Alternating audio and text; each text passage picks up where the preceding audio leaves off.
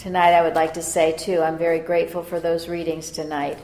The pages in Science and Health, I think they begin around 244 and go on for a few pages where Mrs. Eddy handles the beliefs of age. And it is wonderful. And as we've been taught here, we start handling that belief.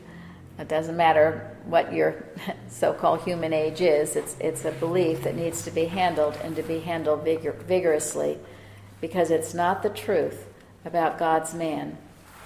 I've mentioned this before, but I thought it was timely, and there are probably some of you who haven't heard this. But as you know, we were given the Eustace Foundation and some of his boxes of various letters and things.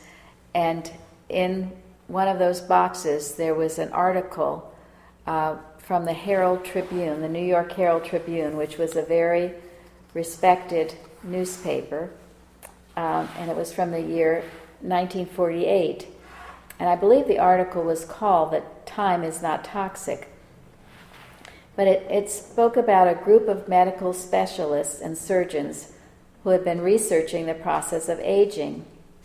They came to the conclusion that anyone experiencing a lack of vigor or any other disorder due to age was suffering from what they termed, quote, time neurosis, end quote. The report stated that every human tissue is endowed with potential immortality, and there really was no good reason for anyone to get old and decrepit.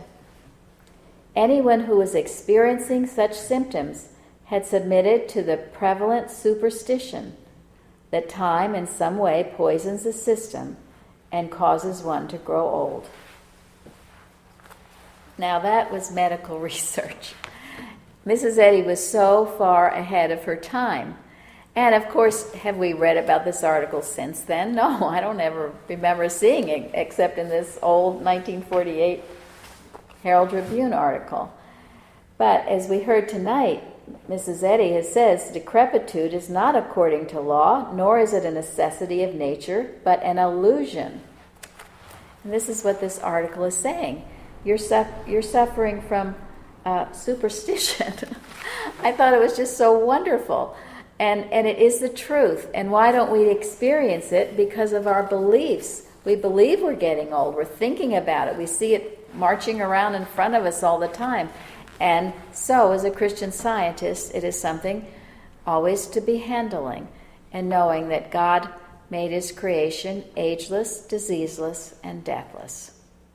I'm so grateful for Mrs. Eddy and what she's given us in her wonderful textbook, Science and Health with Key to the Scriptures. I'm so grateful to be here tonight, hear all the wonderful testimonies and readings. Thank you all.